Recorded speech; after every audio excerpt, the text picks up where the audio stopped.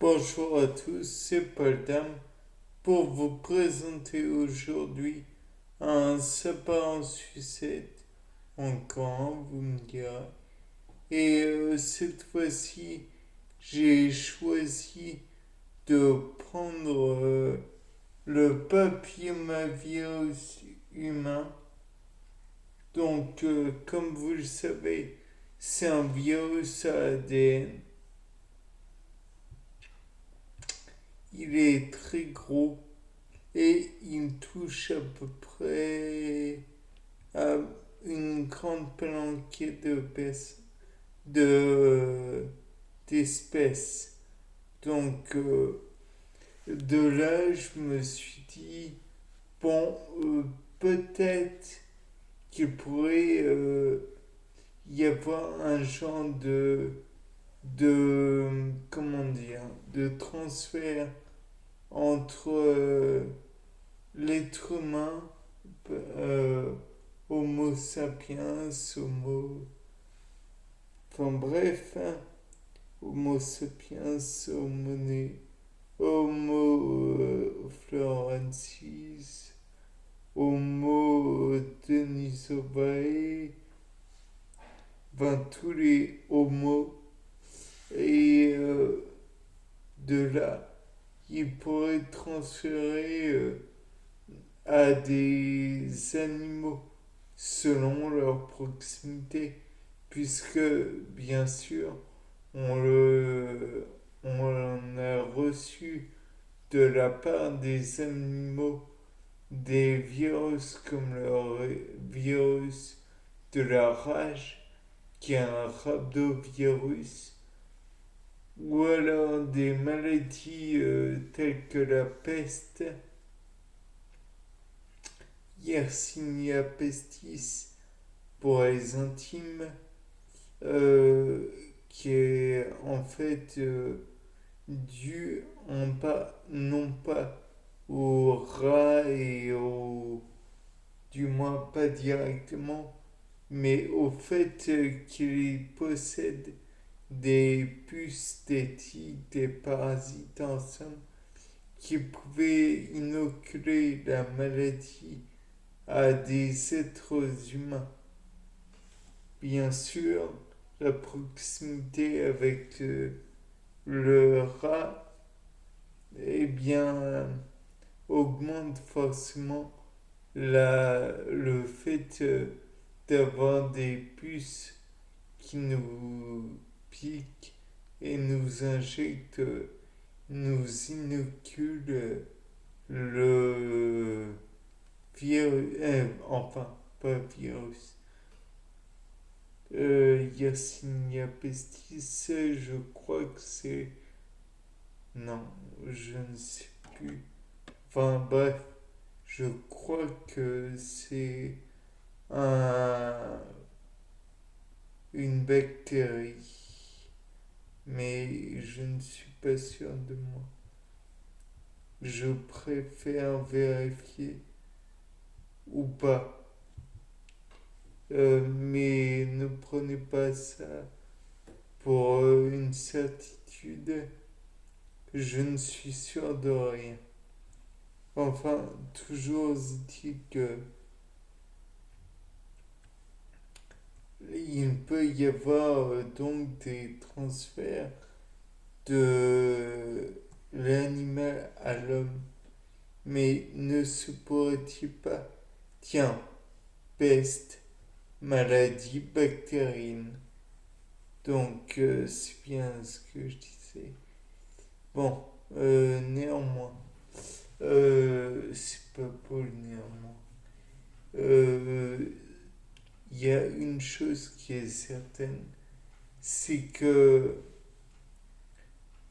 il est possible d'avoir des maladies transférées de l'animal à l'homme. Est-ce que l'homme à l'animal peut transférer des maladies? Bien sûr, je pense, puisque par exemple Dans le cas des pandas, donc on demande dans les zoos en Chine, je crois, que les soigneurs aient un masque pour approcher les pandas. Ou alors, quand ils doivent soigner les orang-outans ou les chimpanzés, je crois qu'il y a des conditions d'hygiène à accepter, enfin bref, des conditions d'hygiène. Et cela pour la simple et bonne raison, je présume, que l'homme peut transmettre des maladies qui le touchent à des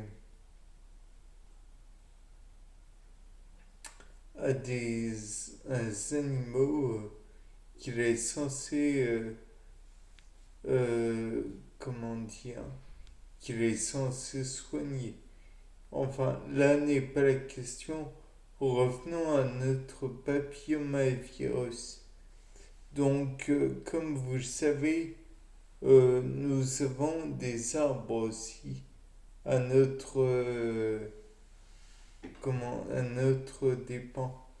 Ils ont besoin de soins de notre part ou pas, ça dépend des points de vue, bien sûr. Et donc je me disais que éventuellement, comme le, il est possible que papillomavirus soit en contact avec ce,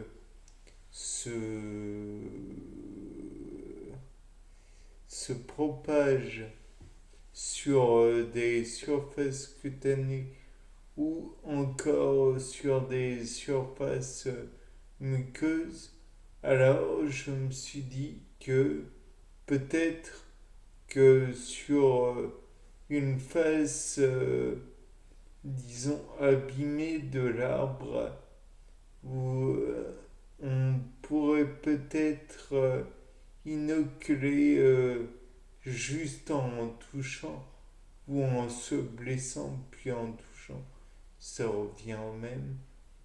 Et donc, peut-être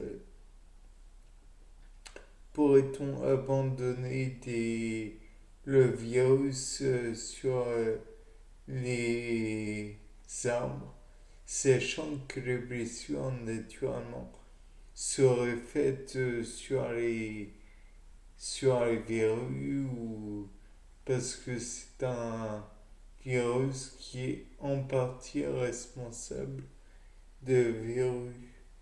Donc là, peut-être que ça pourrait inoculer les verrues au cambium de l'arbre. Et donc peut-être que l'arbre, non pas aurait des verrues, mais peut-être des boursouflures ou je ne sais trop quelle difformité.